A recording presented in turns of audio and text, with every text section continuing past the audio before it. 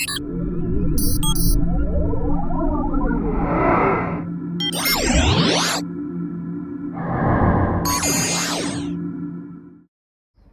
hello and welcome to this beautiful first Monday in September. Anyway, we've just got a repeat for you again today. Simon and I on location filming, but we're going to take you back to June when we first went on location, and we had a last minute opportunity to interview the former CEO of Virgin Atlantic, Kreeger.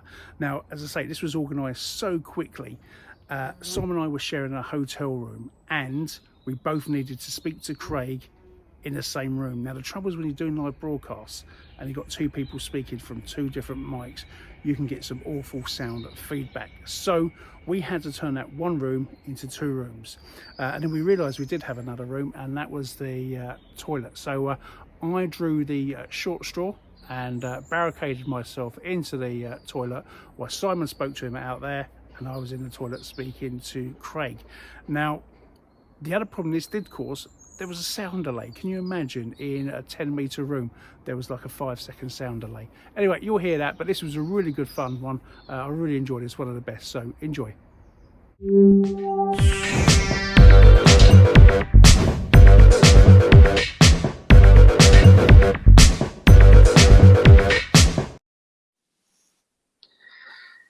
Well, a very good evening, ladies and gentlemen, and a very warm welcome from the whole Not Just Crew family. Now, there's been quite a lot of moments in our journey, in our short journey with Not Just Crew over the last year, where we've had people on our show of stories of inspiration, and they've been so kind enough to share what their journey entails and what they've done since being cabin crew, and given lots of people hope and inspiration of so many other things to do after crew life, you know. And if they've faced a few troubled times, then luckily they've come to Not Just Crew and been able to find alternative careers and inspiration from the people who are in our group, which is over 10,000 of you amazing guys. And tonight is one of those amazing moments where, fair play, I have been messaging this gentleman who is below me at the moment, like he's below me, ridiculous, but who has agreed to come on the show, and that is ex-CEO, now retired and probably deservedly so, Craig Kreeger. So welcome to the show, Craig. Thank you, Simon. I'm thrilled to be here. Oh my goodness, wow, that is awesome. And alongside my good self is my good friend and business partner, Trevor Jenkins, who today, Trevor, congratulations, you're celebrating how many years at Virgin Atlantic? Literally 25 years on the 20th of May 1996, where I started on the career that was going to last me a year and a half. And Yep. 25 years later, I'm still here. Yeah, clearly still love it, and why not? Because it's just such an amazing career where you get to meet some amazing people and get the most amazing opportunities that present themselves in life through the joys of aviation. So, where I want to begin, Craig, I just want to find out a little bit more about yourself. I mean, we know what your involvement was with Virgin Atlantic, brilliant, and you were obviously with American Airlines before that. So, tell me about little Craig. Little Craig, what was little Craig's interests when he was a wee boy kind of thing, and what led you into the world of aviation? What an open-ended question, and I haven't thought back that long. So little Craig was pretty much not interested in aviation or anything other than sports for most of his particularly young life. But eventually, as I began to realize that a profession in sports was not likely due to my limited combination of coordination and physical attributes, I started to have to think about other things. And as I did so, I was very focused on originally on the sciences and areas that were very mathematical. I'm quite good with numbers until I started taking classes in business and economics and realized it wasn't the science I liked. It was actually the complex problems around dealing with people, with customers, and ultimately with businesses. And unlike many people who join the aviation business, Mine was not based on this incredible love of travel, although I grew to have that, nor was it based on a love of airplanes and flying, although I grew to get kind of excited about that too. It was just an interesting job that I saw a posting for when I was in business school for American Airlines. Wow. And, you know, I was already married at that point to my wife, Becky, who's I'm still married to. And I said, well, kind of be an interesting adventure to go live in Dallas, Texas for a year or two. My intended career with American was that long, like yours, Trevor, and just see what it was like. Not thinking that airlines would be a career or American Airlines would be a long part of my journey. And so that's how it began. And I started as an entry-level analyst in the finance department at American Airlines. And I think the most interesting thing to say to kind of end this question and get on to the next one is that I figured out pretty early on that I wasn't a finance guy particularly. I just liked getting into the business in more detail, liked understanding more about it.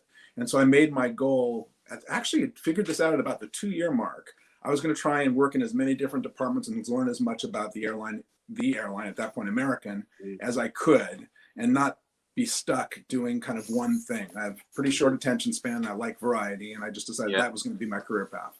Let's just transfer around the company and learn as much as I could. And that really was the essence of my career development plan. And a lot of what came from that began with that single decision. You know, it was, I talk with people a lot about kind of careers because we get caught up in titles and promotions and levels, and there's this feeling of for many in management that they need to get ahead. But 65% of the moves I made were lateral. The way you gain knowledge and gain variety is by moving sideways, not by moving upward. And that I just found that that's what led me, and ultimately led me to have lots of opportunities in different areas. And I never got tired of learning, and that was the thing that drove me most. Well, that's it. I mean, I did look at like kind of your career pathway beforehand. You had so many roles at American Airlines. You know, I mean, can you remember actually how many you did have? Because when you look at what your career entailed, it's crazy. You just were everywhere. It's probably 13 or 14 different jobs in 28 years. Wow. So, and you know, each one was more interesting and I thought more satisfying than the one before. Even when I thought I had the perfect job, the next one turned out to be even better. So, I sort of joked with kind of when I was interviewing with Richard that I'd spent 28 years preparing to run an airline because I'd worked in virtually every department other than technical operations over the course of my career. To run an airline, that is just, listen to that. I mean, just sounds unbelievable. So you obviously, you were very good at like you doing a career for a few years in one department. So moving from team to team, you obviously had no problem like adapting and like getting a good team together of people around you to all work and go in the same direction. You obviously must have enjoyed that a lot. I would say that no question that was that took a couple of jobs took my entire career to actually figure out that is the single most important thing in any role. And ultimately, each of us is only one person. We only do one person's worth of work. And no matter what that, different jobs have different elements to do, but each person only does one person's worth of work. You don't do 10 people's worth of work.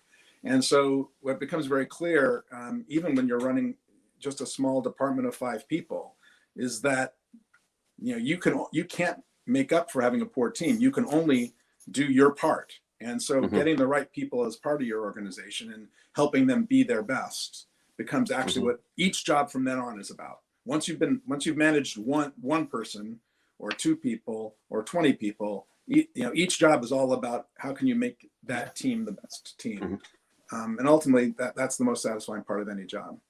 So I'll just ask this one before I've handed you over to Trev. What did you find the most difficult part of like being the head of a team? Was it like having to do discipline, keep everybody's motivation up? Was it like telling people off or whatever? You know what I mean? What was the hardest part that you found, the most challenging? I would say there are a number of different challenges, and you certainly highlighted a few of them.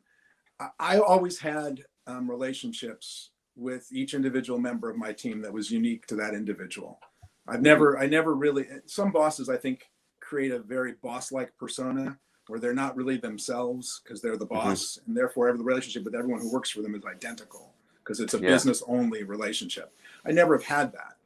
I've always felt like the best way to be effective as a leader is to be genuinely myself and encourage my team members to be genuinely themselves. And that means you have to let go a little bit of that very strict hierarchical relationship to allow a human relationship to be part of the equation.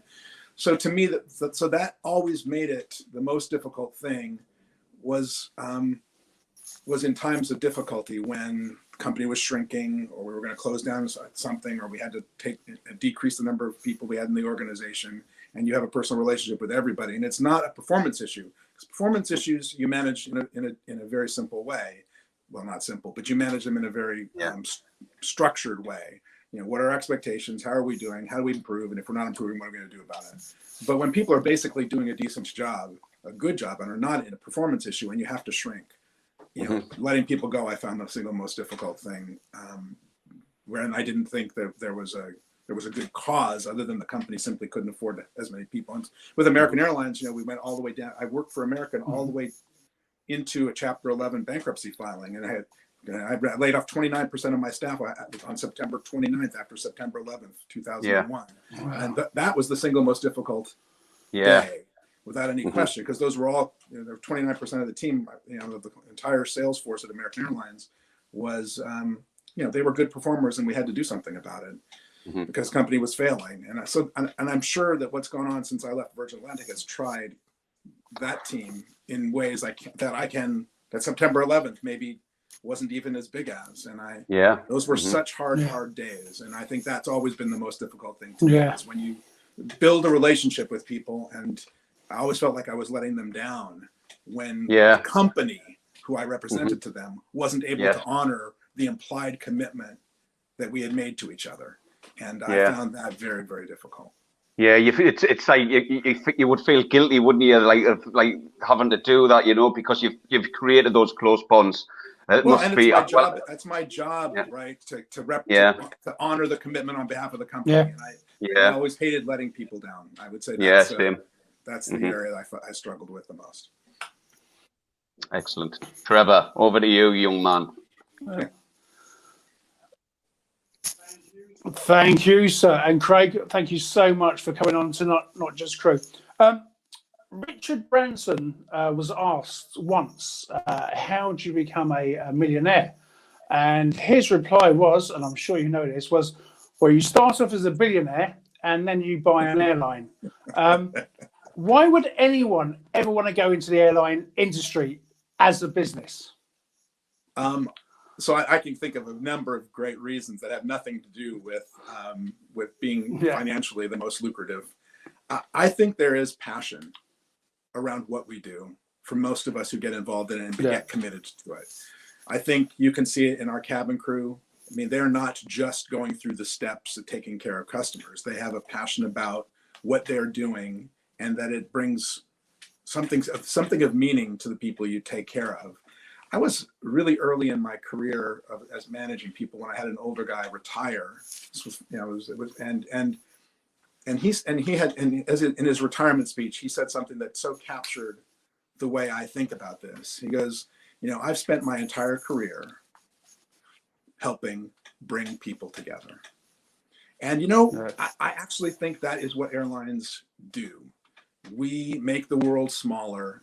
And there is a something to get passionate about there, that actually, you know, decreasing borders, building bridges, uniting people, allowing businesses to grow, allowing relationships with families and friends to strengthen. I think we do something that makes great joy in the world. And I think there's a good reason to get into businesses that that can do that for customers. And I've always felt that about the airline business, and I really thought that captured it nicely. Our purpose is really cool. Absolutely. So what was the attraction of coming to Virgin? I mean, we punch. I say we. Sorry, this is not just crew, so it's all airlines. But I happen to work for Virgin at the moment. Virgin is quite a small airline, and its head, I think we had about 40 aircraft, but it seems to punch way above its weight. What do you think that is? What makes the Virgin brand so special? Good question. Well, and it's very related to where you begin and why I chose to come to the role I chose to come to at Virgin. I think so. We all have different ways, I think, of describing the brand. I bet if you asked 1,000 cabin crew, you'd get 1,000 slightly different variations on what our brand means. But fundamentally, to me, I think we celebrate the uniqueness in everybody. The kind of, I don't know, the uniqueness is not the right word. Let me rephrase that. I think we celebrate the rebel in everybody. And even the people who we think of as the most conforming, who look like they just fit the perfect business stereotypical mold, in their heart of hearts, they know the places where they don't. And Virgin, I think, celebrates that thing, that, I don't know, nonconformist in us all in a way that, and celebrates it in a way that really allows people, I hope, our customers and our people to bring their personalities to to the workplace and to their trips. And so I love that.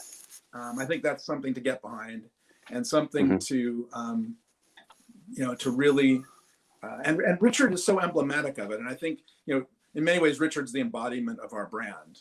And I think he brought that ethos to this company. And when I took the job, my role, for most of the time I was working, I said it, I never said it in these terms but this is what I really felt. My role was to not screw that up under any circumstance. The brand was magic. And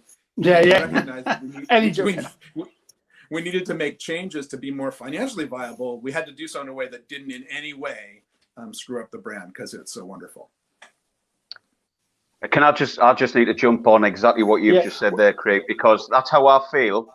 Like when I joined Virgin in 1998, I feel as if they kind of took a chance on me when I went through that interview. I was a mail guy. I worked for the Royal Mail for 10 years beforehand. I had no travel. Well, I did. I went on holiday, obviously, but I didn't have any like cabin crew or aviation knowledge. When I got the job at Virgin, I thought basically you just got on the plane, you served tea and coffee, had a bit of chat with the passengers. I didn't really know that you had to do all the safety procedure stuff. So when I got the job, when there was 30 people went for this role, and they chose just me and this other girl out of all of these people who already had this previous experience, I couldn't believe it. I just thought, wow, they've what have they seen? What have they seen that makes me go ahead and do that job? So I felt so grateful from that. I thought they've took a chance here. And then when obviously I got through somehow all of that training, passed all the exams eventually, and then got to work on the plane. And then I was talking with all these amazing other people who had so many different background stories, and my eyes were like wide open to like, oh my God, you're amazing. You're amazing. Plumbing heck. And they would say to me, like, Simon, you're like a breath of fresh air coming to work for Virgin. It's like, and I'd be like, I don't understand what you mean. You're like a breath of fresh air. But like, there wasn't many northern people working for the airline. They were all quite like, from down south. So like, and just like, I guess it was my personality as well. They weren't used to it. And I was so grateful that Virgin took a chance, thinking, like the rebel, like kind of like what you said, Craig. And I'll always be grateful for that opportunity that I was given to work for this amazing company and to get in the airline industry, because I've met and created some amazing friendships from it and experienced things around the world that make your toes curl, we'll not go into those. I'm sure a lot of people who are out there know what I'm talking about, but I'll always be grateful for my time and the opportunity I've been given to work for an airline. Unbelievable. Go on, Trev. Yeah, because my question is going to sound incredibly dull after that, but one that's got to be asked anyway. What was the reaction of your colleagues at American Airlines? Firstly, when you heard about Simon, no, it wasn't that. Firstly, when they heard that you were becoming CEO of Virgin, did they see it as a good call? Did they think you were taking a risk? I say, because relatively, Virgin is still a small airline that punches way above its weight. There were a couple of different reactions, and I think, if you come back to where we started, that the most important thing about success in working is kind of the team nature of how everything gets done. There was nobody who didn't think it was a great move, but I had a number of colleagues. The company I was working for at the time was in Chapter 11, American Airlines. It was a really tough time. We were pulling together, trying to get this company out of bankruptcy successfully. And I had one colleague say, "I thought we were in this together," as I was telling her that I was leaving. And that was a very close friend. And it was like that. I got a little guilt trip from that one. Yeah. And I had my boss, our CEO, say, and I think this was the most interesting reaction: "Oh my God, Craig, that is the perfect job for you. If you would like to spend a few hours, with me before you leave, after you've left the office, and if you'd like to have me for breakfast, because I can't have you back in the building, you're going to work for a competitor. But if you'd like to sit down for breakfast tomorrow and let me share some observations on my first few months in this role to help you get started, I'd love to do that." So I had very positive reactions. People who knew me thought it was a really good move. You have to understand, Virgin Atlantic is not, of course, it isn't loved by its competitors, but it punches above its weight as a competitor, not just as a customer service engine and a brand. And so many of the people I worked with recognized my passion around customer service, which was the role I had at American, and thought that this was the perfect company for me to go take a punt on. Good answer. Well, when I first heard you, I actually first heard of the news you arriving when I saw an interview with Richard Quest on CNN. I believe you just arrived at Virgin, and you were CEO at that time. And it was a very interesting conversation because at that time, Delta was still competitors, even though we knew the sort of partnership was going to go forward. At that time, that brief time, while you were still competitors, how do you actually plan for knowing in a few months you are going to be a partnership? Well, in many ways, Delta wasn't a particularly large competitor of ours, so that made it a little bit easy. They weren't that big in the transatlantic market between the U.S. and the U.K. That's why they needed the partnership with Virgin Atlantic so badly. We did compete with them in a few markets like New York to London, for example, but not a lot more. And the answer is you're very guided. You have attorneys present for a lot of the things you do because you're not legally allowed. You're legally allowed to work together to create how the partnership will work, but you're not allowed to share competitive information yet. So you can talk about what information you will share when you're allowed to, but you can't actually begin to share that information until the point at which the partnership is approved and you have the immunity to be allowed to proceed. So I had a lot of experience in that space. I worked for American Airlines when we put together our joint ventures, and I worked on the joint ventures for American with British Airways and with Japan Airlines, both of whom went from competitors to partners in the markets that we flew in. So I think one of the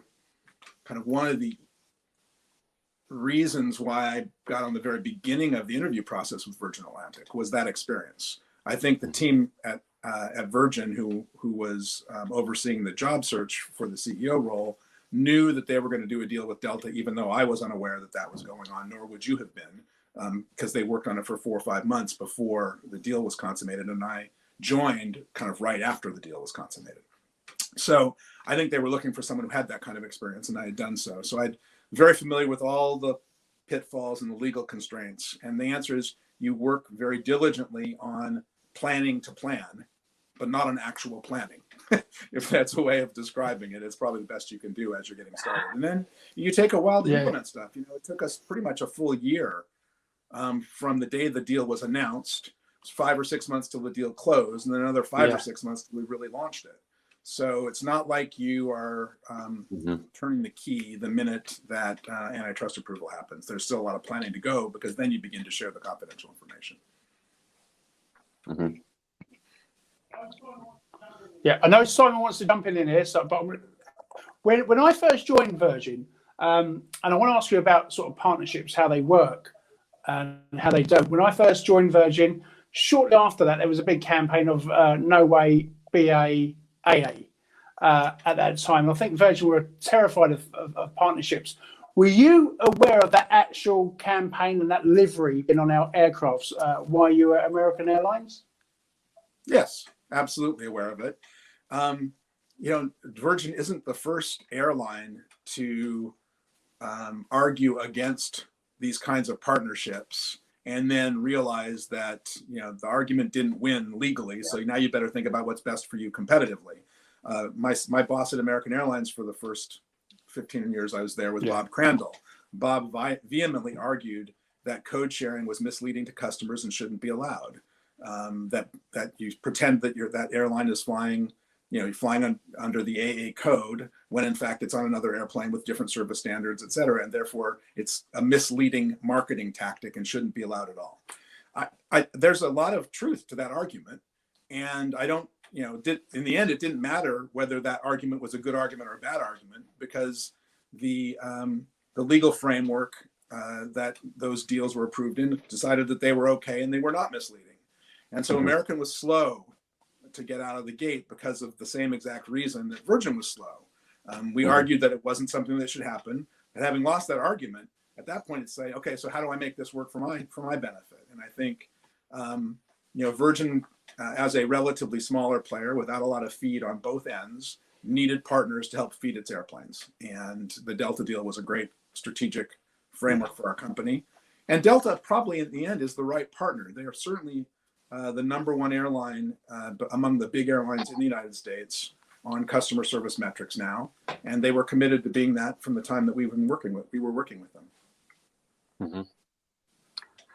So Craig, I mean, after you left and kind of retired in 2018, have you completely managed to step away altogether from aviation, or can you not help yourself? Are you still involved in ways? And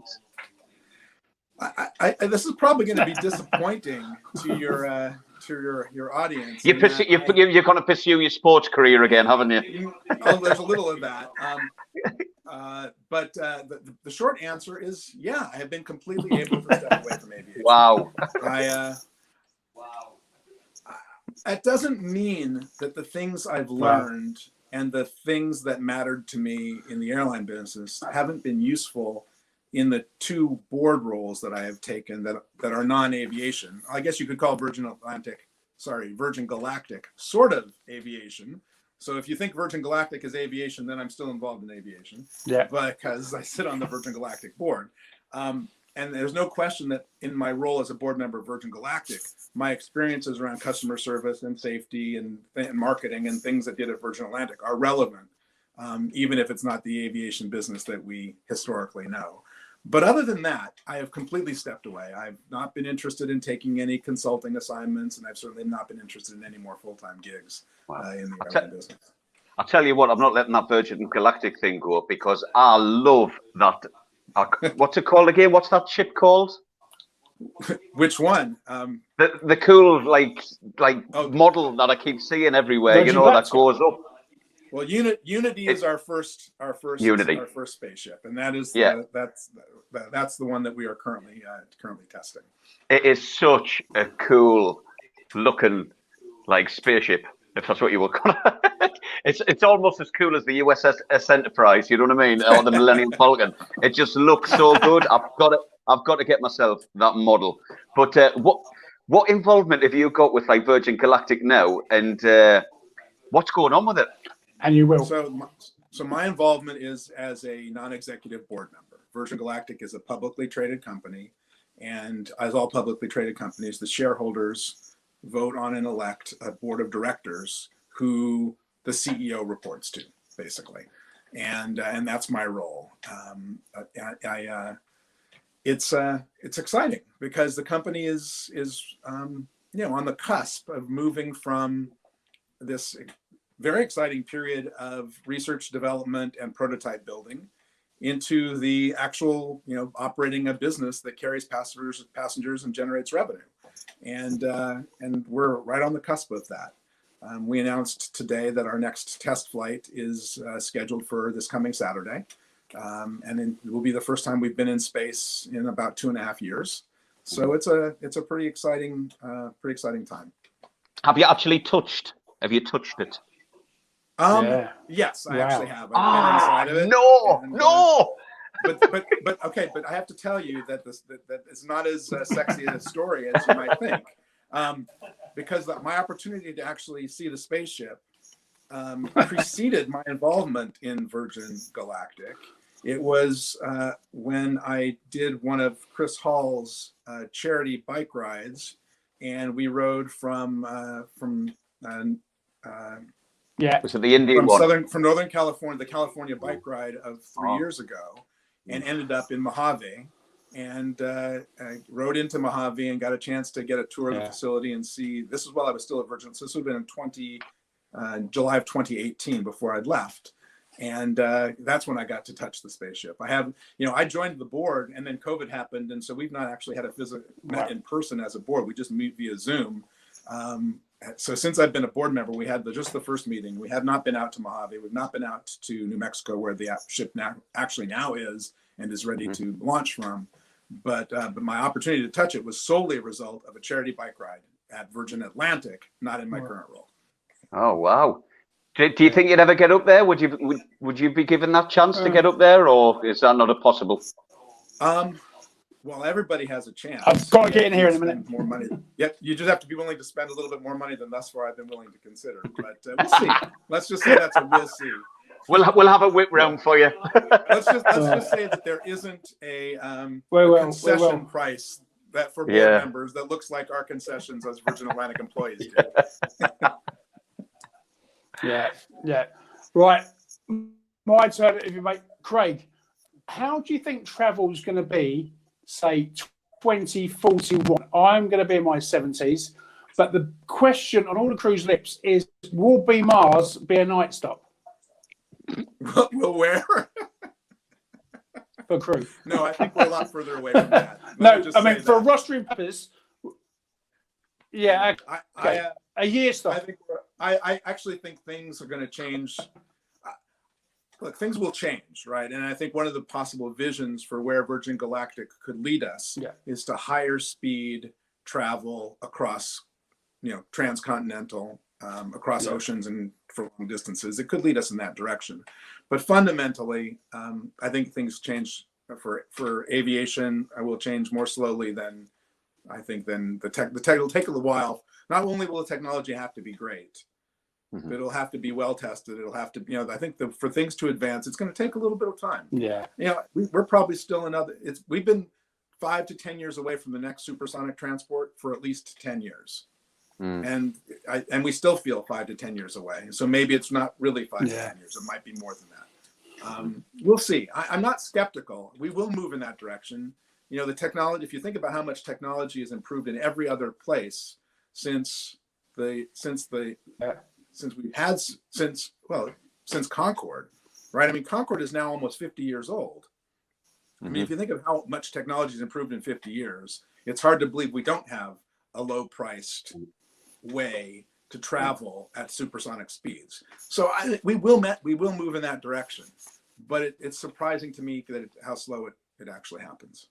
So I'm not prepared to look out that far and think it will look that much different when you're. But it is amazing than it does today. Yeah, well, we'll be in my 70s. I'm also aware of a delay here. Simon's in North Crawley. I'm in East Crawley. So there is a bit of delay. So it's amazing how air traffic can pick that up. Yet being on a communication device from so close is literally 5 seconds. Ridiculous. It is. Right. So, Craig, let's talk about a bit about COVID. Let's talk a bit about COVID, right? I mean, I left Virgin in 2009, took voluntary redundancy, and went to another airline for a few years. And then I work for the ambulance service now. So I work for the NHS and I work for the ambulance service. And obviously, with what's been going on, I've been there for the last 8 years. I've never seen anything like it, as everybody else has, in this last 18 months or whatever. And it's affected so many people, including obviously so many of our members in the group, where they've unfortunately they've lost their jobs, they've been lost because that's all they've ever done, fly, and it's been the true passion. And unfortunately, what's gone on, they've had nowhere to turn to, you know. So thankfully, we were here. Just per chance, you know, this group was created. Trevor started it, and it's evolved into what it is now, where it's been an opportunity to inspire, support, and encourage all of the crew who didn't really understand what skills they had and what they'd obtained throughout their flying careers. And we've been lucky enough to kind of show them a way of to transfer into alternative employment.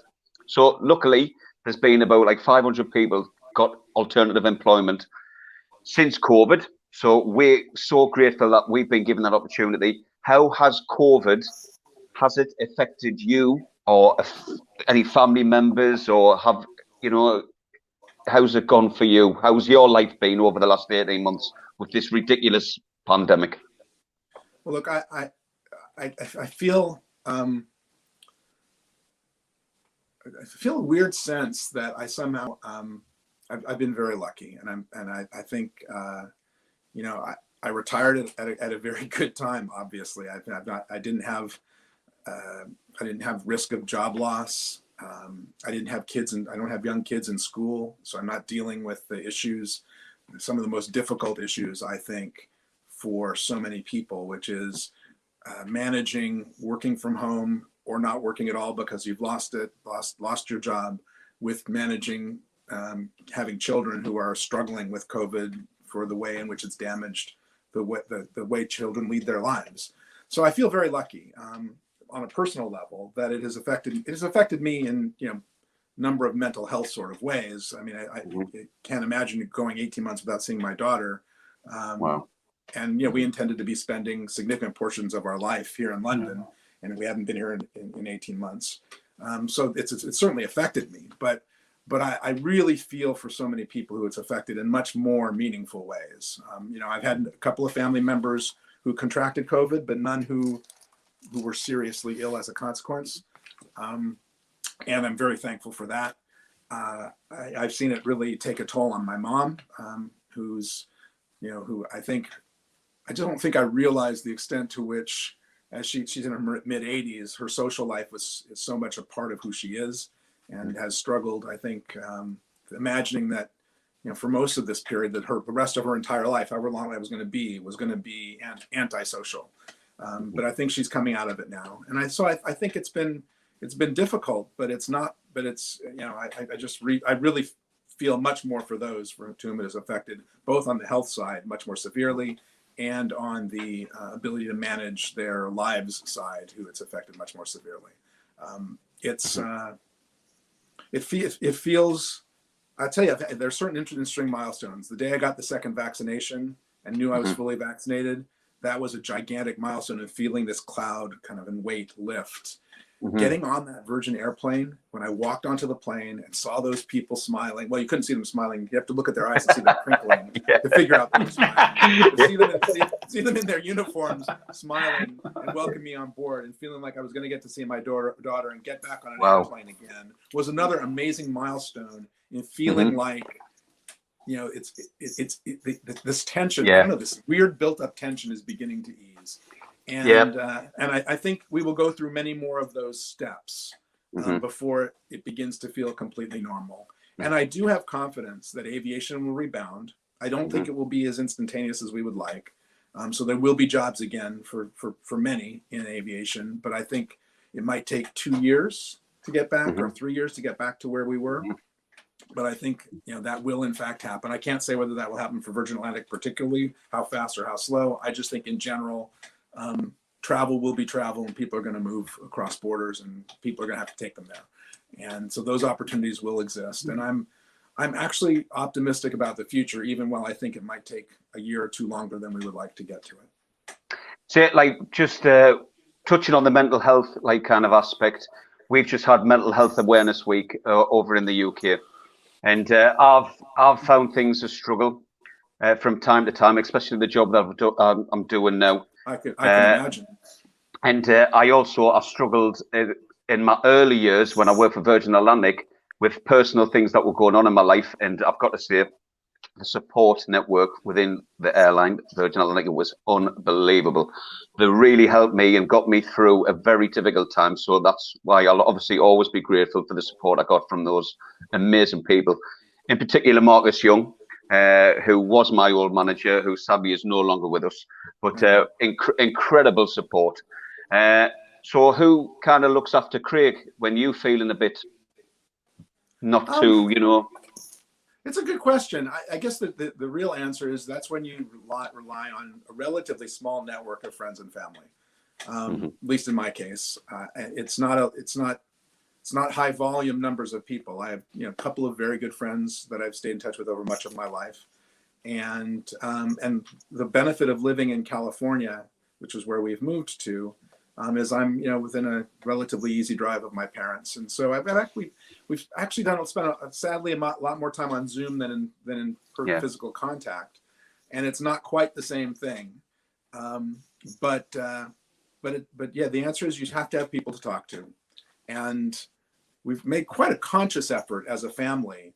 I definitely talk to my brothers and sister-in-law and my nieces and nephews much more frequently now than pre-COVID. So we actually have made adjustments in how we live our lives to create what has turned out to be a more needed set of contacts. So it's true across our whole family. We are all talking to each other a lot more. And maybe we took it for granted and just did it for events like holidays and things where we got together, and now we do it much more routinely. But that's been an interesting positive side effect of COVID. I definitely feel closer to my brothers than I have as an adult ever. And so that's an interesting thing. So maybe that's part of the answer to your question. Is I've brought family closer to me. Yeah. And also you're getting to see your daughter as well now, like you say, like you're over in London now. It's all these kind of pressures that build up inside of you, and you can feel them just easing somewhat. Slow. It's a slow process, but it's such a good feeling, isn't it? When you're seeing light at the end of the tunnel, and you're getting to see your loved ones. I think it's a really I was reading an interesting article in a magazine recently about happiness, and the article's hypothesis, which I totally agree with, is that we are responsible for our own happiness, for what makes us happy, by the actions we choose to take. So if we're not happy and we're not doing anything about it, we're fundamentally we are choosing to be unhappy. And it doesn't mean your circumstances will still be good, but you could write down a list of paper of what am I missing from my life that would make me happier.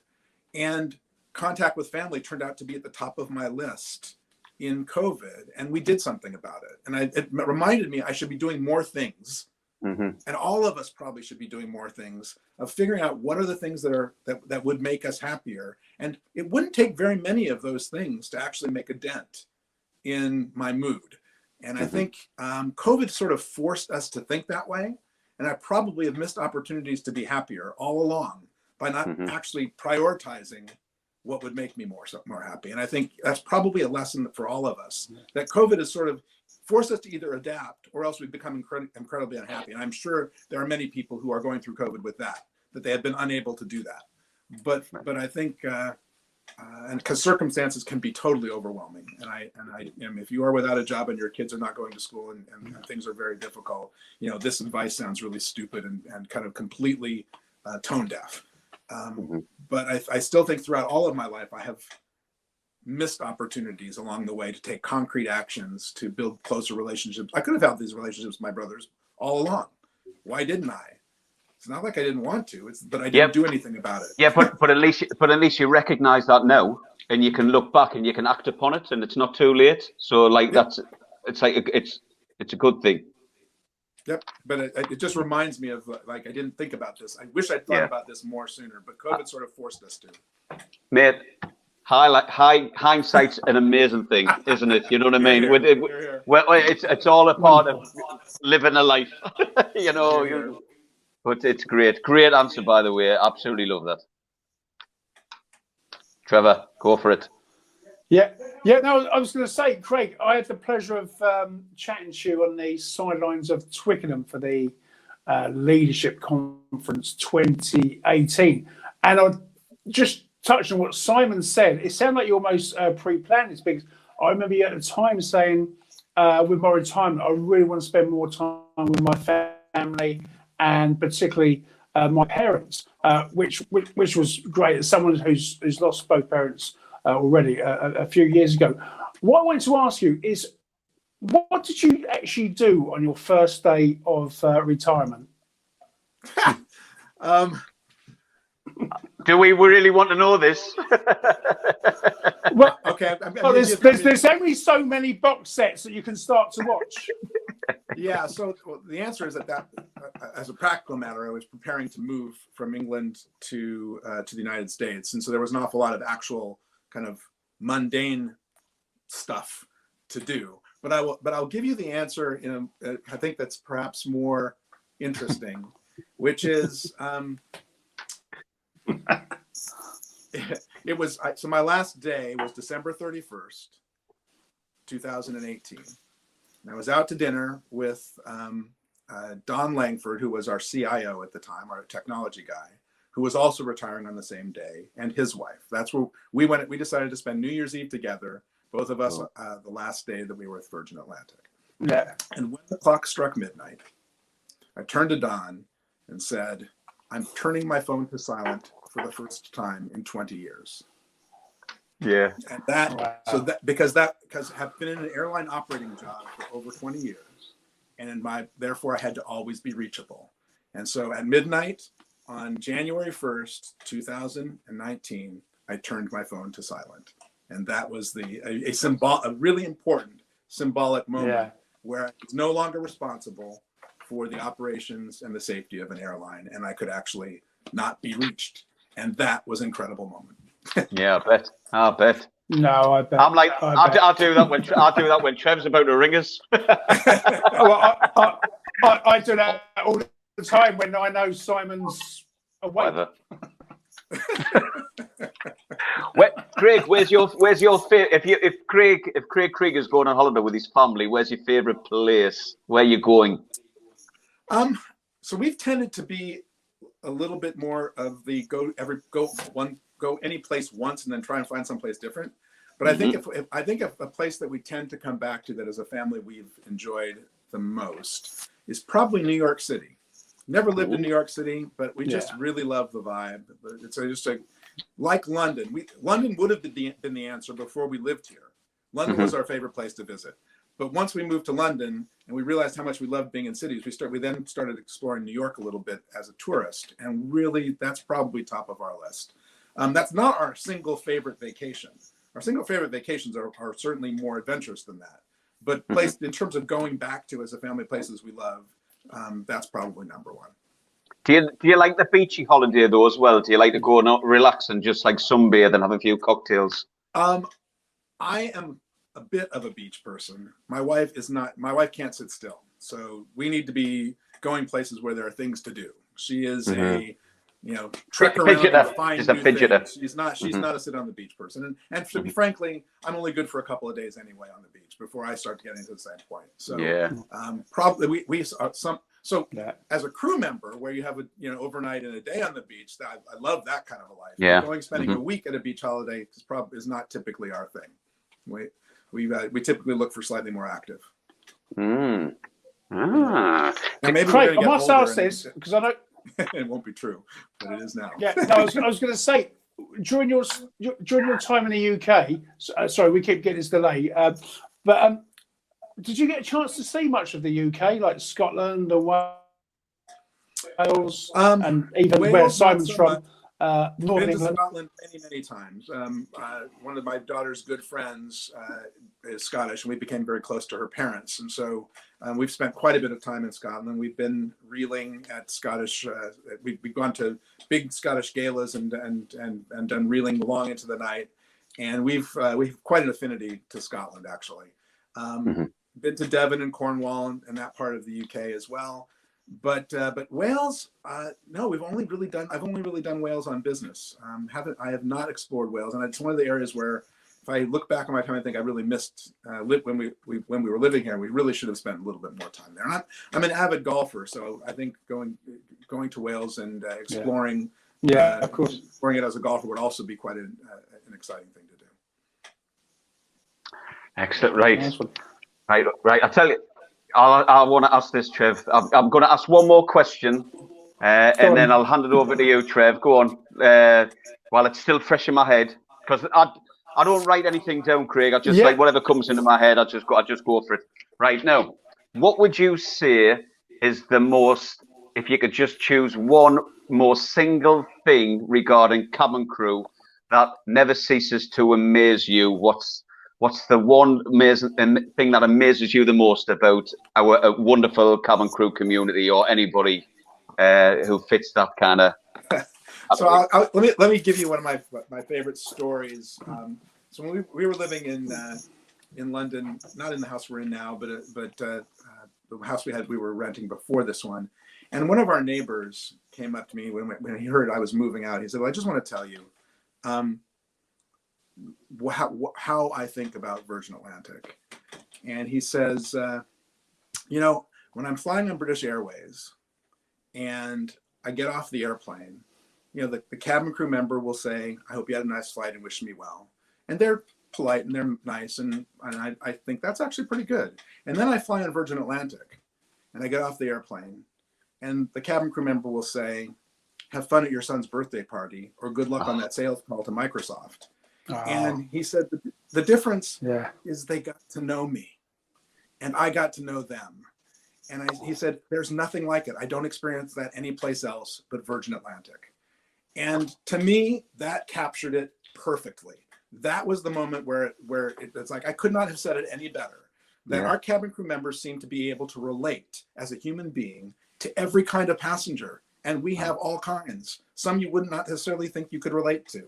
And our crew members do it, and they do it beautifully. And that is the magic, that personal connection. Wow. Well said. What a buzz. That is awesome. That is just such a cool thing to say, though. No, I mean, I was so glad when he said that, because it was like, okay, I'm going to be telling this story for the rest of my life, because you've captured it in one story better than I could do myself. Definitely. Yeah. Go on, Trev. Absolutely. Go on, Trev. Absolutely. Oh, wait up. Right, no, I've got the thing is, because I'm aware of time. I'm aware of a time delay. The Geordie time delay. Craig, this is a very important question to me, because I know we're just about to wrap up. But what's your golf handicap? You don't really want to know that, do you? Oh, I do, because I bet mine's worse. Because I love golf, but not the best. No, so one of the things that I've had the opportunity to do through COVID, more than I probably would even as just a retiree, is play a lot more golf. And I've always been a pretty good golfer. So I've reached the point where I've started playing in some competitive senior amateur tournaments as a consequence. So I'm pretty near scratch. Oh, wow. Oh, what? Wow. One or two. Freddie Couples or what? That is ridiculous. Near scratch, not as good as me then. Yeah, that's wow. Well, that makes you my best friend. So you're on the tour? No, there's a long distance from scratch to where those guys are. That's for darn sure. And the answer is, I may be playing in some of these tournaments. I'm not competitive. Yeah. But hopefully, more practice. Maybe we'll see. The last time I had a scratch, I was at the Travelodge. Yeah. Right. Listen. I'm gonna wrap this up. Listen, obviously, I want to talk. We want to say thank you, obviously, after the show as well, Craig. So don't go away anywhere. But listen, thank you so much for sharing your story, your experiences, your knowledge, you sharing you as a person and coming on our show, Not Just Crew. We, myself, Trevor, and our whole Not Just Crew family really appreciate your time, because I know you've got a busy life, and you with your family, you've come over to the UK. So we really are truly grateful and appreciate it. Well, Simon and Trevor, thank you for Yeah, having me. absolutely, Craig. Absolutely. Wrap up by saying the best 6 years of my life were working for Virgin Atlantic. There isn't any question about that. And so much of that was that feeling of being welcomed into something special and cool that our people do to our customers and did to me as well. And I can't share enough my gratitude for that experience, and my wish for those who are your members to get through this difficult period, to get through it with an optimistic view, and my best wishes really to all of you. Oh, well said. Good man. Lovely. Yeah. Thank you so much, Craig. Thank you. Welcome. Right, well, ladies and gentlemen, what a great show this evening. We're honoured to have Craig on. And so join us at next episode of Not Just Crew. Thank you so much. And guys, everybody out there, take care and look after yourselves, all right? All the best. Well, I really hope you enjoyed that one as much as I did, and that was quite an interview and quite a coup for Simon to get a hold of Craig. As I say, Simon and I are pretty much filming all the time during September, so we'll be showing the repeats. But remember to join us next week. Also, you can listen to us every Sunday on travel.radio between 11 and 2. So other than that, we'll see you next week.